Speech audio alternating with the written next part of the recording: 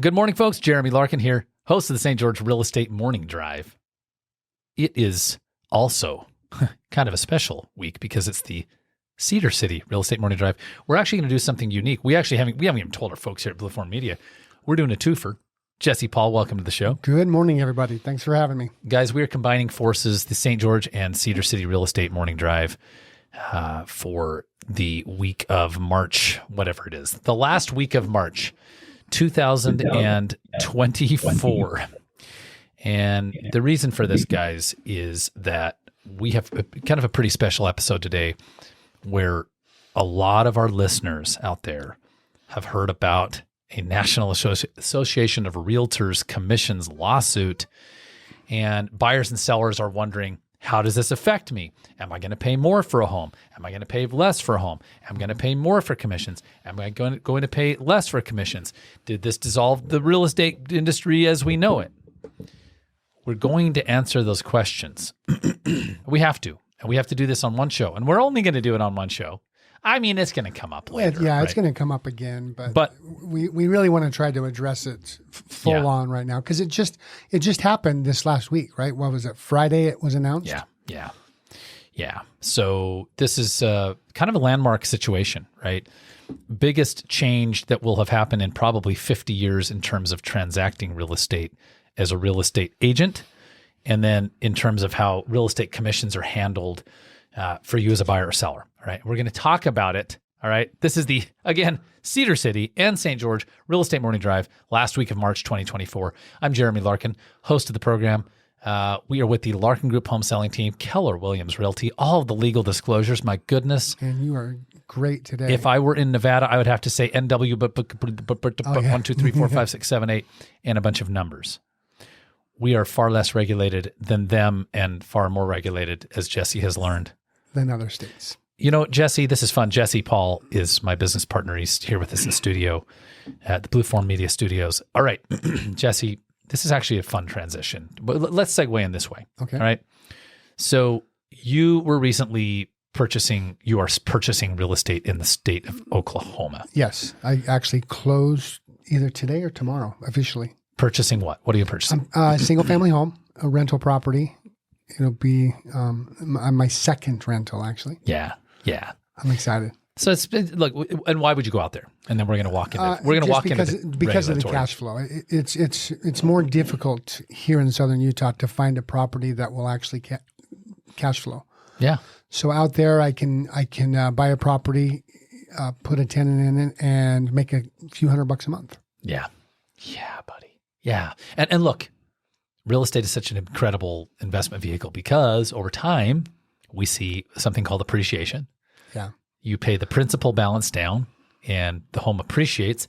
And if you put a tenant in the home, a complete stranger to you makes the monthly payment. Yeah. This is a game we can play forever, couldn't we? Yep. Well, and that's why I'm doing it. I'm not doing it because it's a great time or anything. I'm doing it for future wealth. Yes. You know, the tax benefits that come with it. And real estate's what I know. Yes. So why not? Why would I put my money other places that I don't know? Well, I love this. And so Jesse is an active real estate agent. He's an active real estate investor. And we have shared our screen for today's show to talk about we're going to segue in like this. This is the NAR Commission's lawsuit that you're hearing about. You know, this thing was kind of, its inception was in the Midwest. And one of the things Jesse learned transacting real estate in Oklahoma. What was it that I said? I said, okay, this makes more sense why this started in the Midwest. Yeah, we're going to talk about where this came from, what it means for realtors, what it means for buyers and sellers. This is kind of fun. Jesse's doing this transaction in Oklahoma. They would make a change to the contract, and in the state of Utah, if I had the contract, and there was let's just say this, there's a contract that says, I as a buyer agree to pay you as a seller $450,000 with this much money as a down payment, as an earnest money, and here are the dates and here are the deadlines, and I'll close by this time. And then you might have an addendum that says, and also addendum number 1, I'm going to ask you as the seller to provide some concessions or make a repair. And then if there was a change on the heels of number 1 would be addendum. Number 2.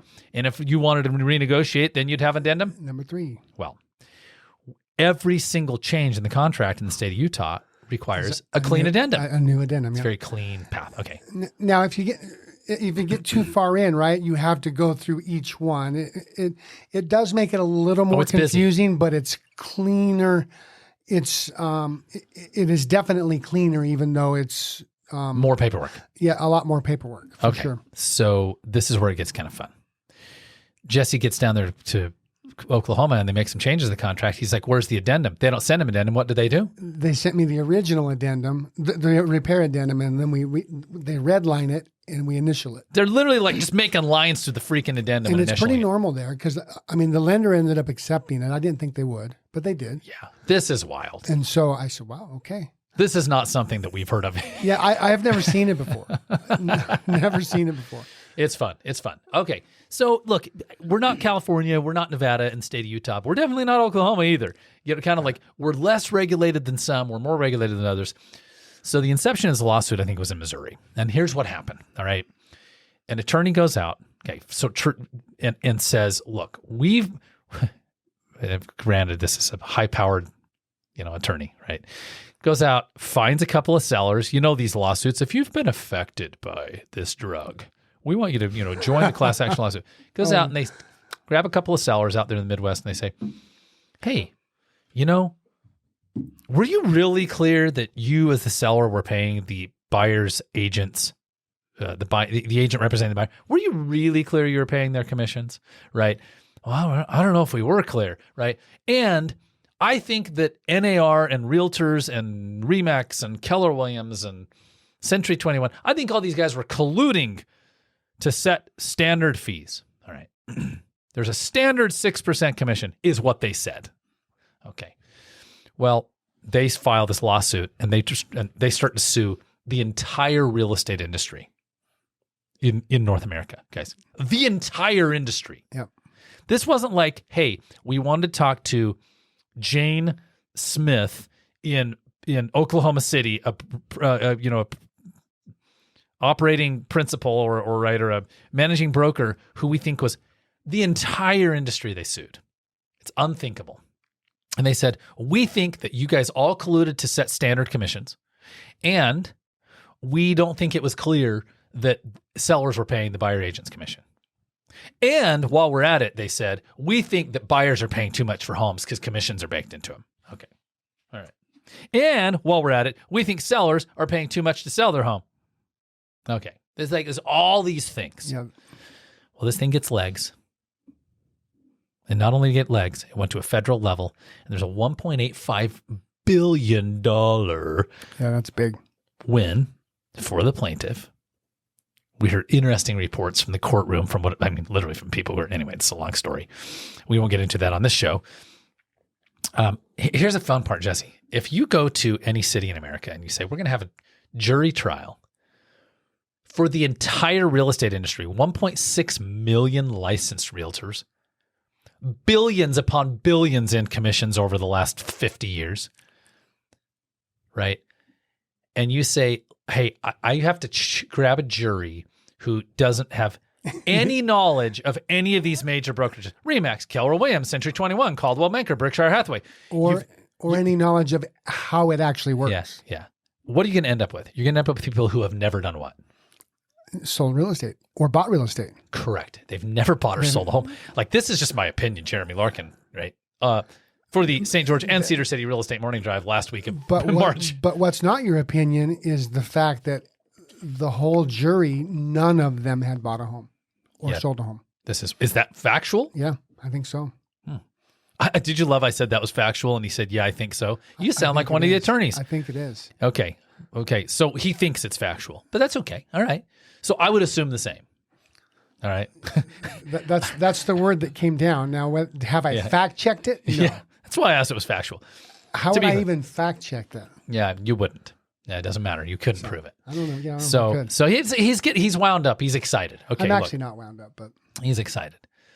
So this thing goes $1.85 billion. Well, granted, no one has $2 billion, right? So all these brokers just start settling. Fine, we'll give you $30 million. Fine, we'll give you $50 million. So last week, the National Association of Realtors agreed on Friday to a $418 million settlement. All right. Here's the challenge of settlements. When we look at settlements, we go, well, that's just a proof of guilt. Well, I'm going to tell you, having been in the world long enough and having been in real estate, which is a very contract law type environment, let me make a comparison. Your local tire shop, Big O Tire, it's not a contract dynamic, right? You go in, they fix your tires, they give you some. Yeah. Real estate is a contract environment. It's a legal environment, right? You with me? A big one, yeah. It's a big time legal environment. Settling is not an admission of guilt. Settling is like, look, when does this end? We could go on forever, as they said in the Sandlot. Well, normally a class action lawsuit will go for years. Yeah, this can go on for years, and it didn't. So let's look at these headlines. We're going to come back to this one because this is National Association of Realtors setting the record straight. Vox, what the National Association of Realtors settlement means for home prices. I'm going to tell you my opinion is nothing. Realtor lawsuit settlement unburdened sellers from heavy commissions. Do you think that's accurate, Jesse? I don't. Nope. Right. This goes on and on and on, right? And CNN had a headline that said, this is great right here. The 6% commission on buying or selling a home is gone after Realtors agrees to a size settlement. Okay, here we go. Ready? There was never a 6% standard commission. All right. What happened is there was kind of a market set, right? The market set about what people would pay for commissions. Yeah, because actually some markets, when you take all of the commissions and average amount, right, is about 5. Yeah. So some markets are about 6. Some markets are actually more than that. Some markets are less than 5. So it's all over the board. There's no set commission.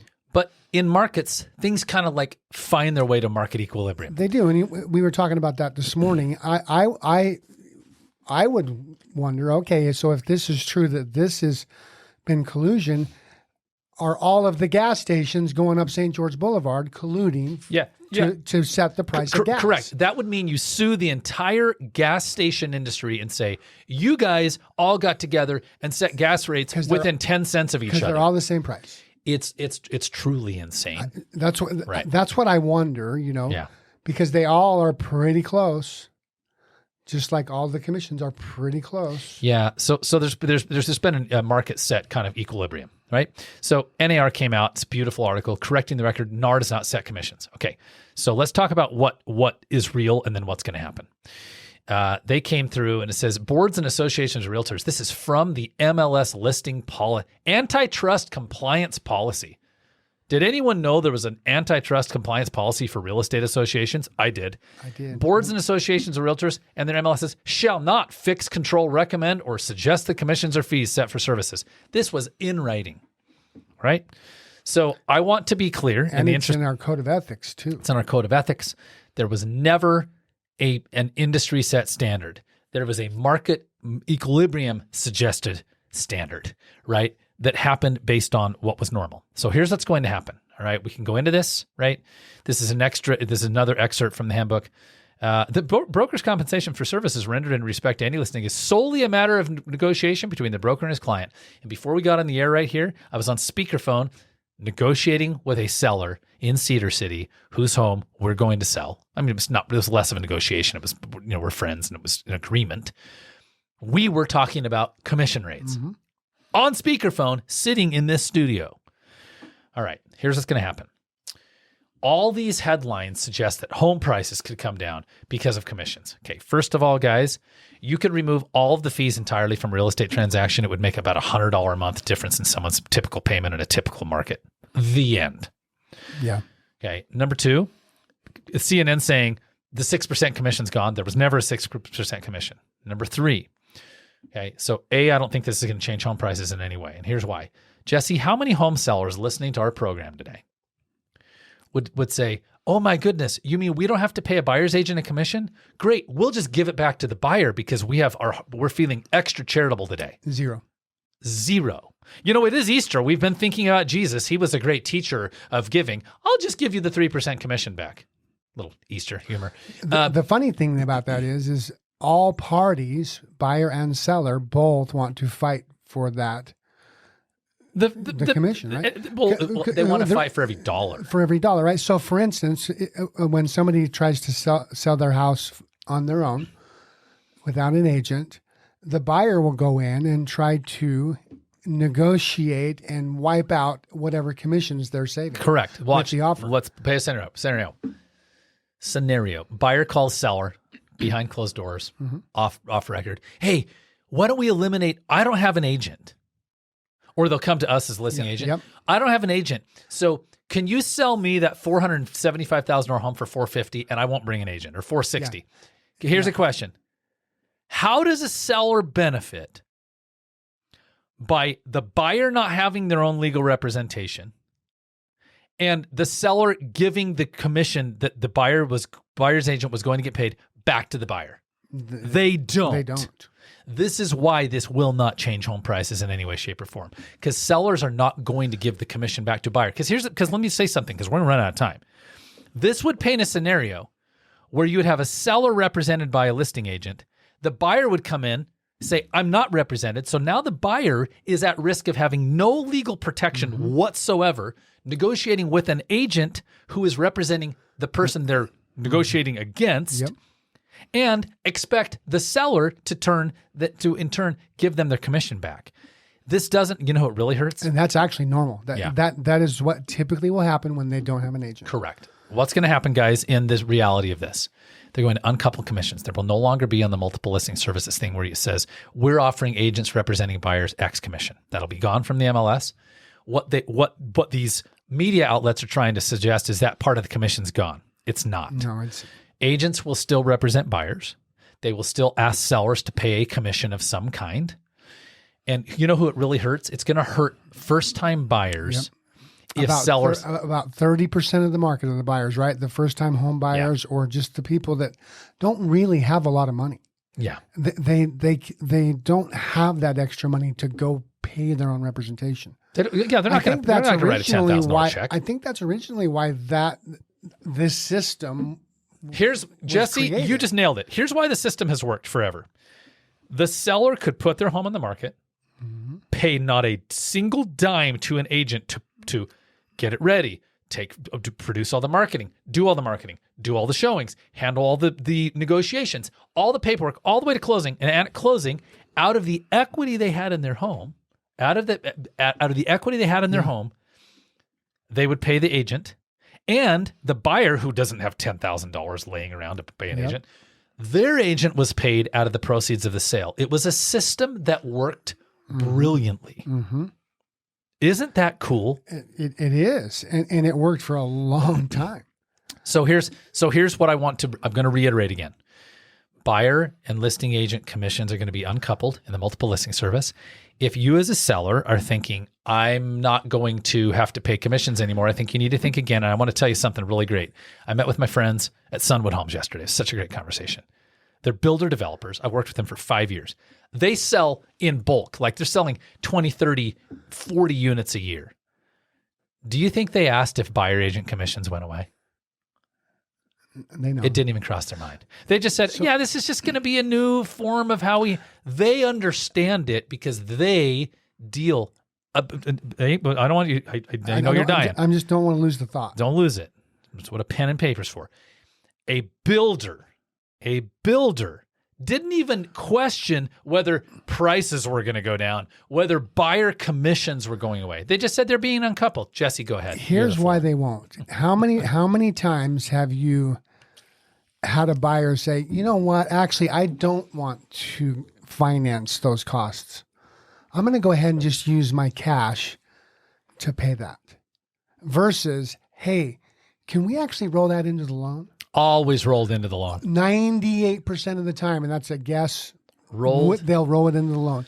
That's why this isn't going to affect anything. There's still, even if it does get completely separated and buyers have to figure it out, they will still, in the high 90 percentile, always want to try to roll that into the loan, which means prices won't come down at all.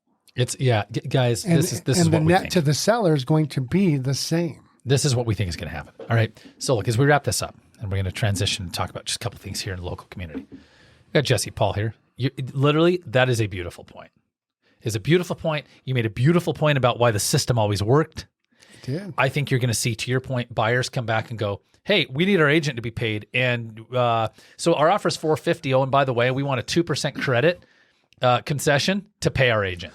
So that's going to be the hard part. How is this really going to affect sellers? Because it's going to, right now, well, they already could choose to pay zero. That's already been a choice. Zero was always an option. Right.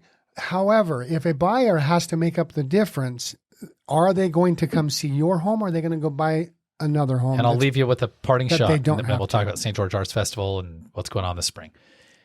On the phone with the seller, before we recorded the thing, and I said we're negotiating commissions, they asked me, well, what do we need to offer outside agents? Because we want all the agents to see our home. St. George Art Festival is 2 minutes. Thank you, Blake, for the heads up. St. George Art Festival, guys, is this weekend. It is going to be so beautiful. It's always so beautiful. I thought it was next weekend. Yeah, Jesse. Oh, this weekend. Yeah, well, excuse me. Let me say, it's in the coming week, I should say. Thank you. This coming week, March 29th and March 30th. We want you to check that out. And if you're catching this show in Cedar City, come on down to St. George on the 29th and 30th. It's Friday and Saturday. It's always beautiful. Yeah, it's always beautiful. And what's really fun is there's a great band that I love coming to play, the National Parks. How cool is that? The National Parks are coming to town. This is beautiful, guys. St. George Art Festival, again, this March 29th and 30th in Town Square. Brian Head Ski Resort guys are going to wrap up. They're telling us they're going to go to May. They've got plenty of snow. I've skied in the last several days. It was great. It was phenomenal coverage. Was it as big as last year? No, but if you look at snowpack, we're at 125%. Beautiful, guys. Visit us. If you want to talk about this, if you want to talk about real estate commissions, if you want to talk about what your home is worth, get a real home equity report, visit us at either gostgeorge.com or gocedarcity.com. Or gocedarcity.com. Or just Google the Larkin Group, guys. Jeremy Larkin and Jesse Poll. Larkin Group, KW Realty. The world is just going to keep running. Hope to see you all soon. Hope to hear from you. We'd love to chat with you about your real estate questions and needs. Over and out. All right. Thanks, guys.